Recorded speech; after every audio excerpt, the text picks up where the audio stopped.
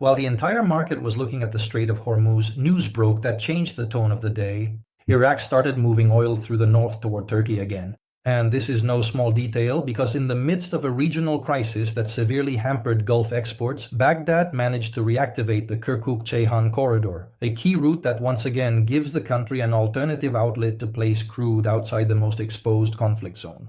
The restart was possible after an agreement between the Iraqi central government and the autonomous Kurdistan region, and the operation began from the Sarlo pumping station. Initial figures point to a partial start with the capacity to scale up to around 250,000 barrels per day. Why is this so important?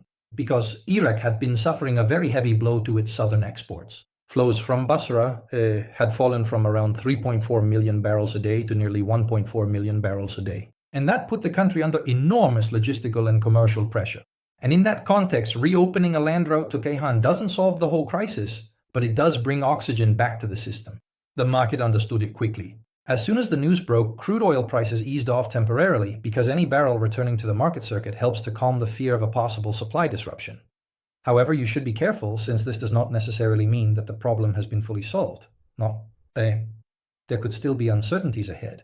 The volumes that northern Iraq can provide remain limited compared to the weight Hormuz carries in global energy trade. That's why the relief was real, but it's partial. In other words, Iraq found an escape valve, not a definitive solution.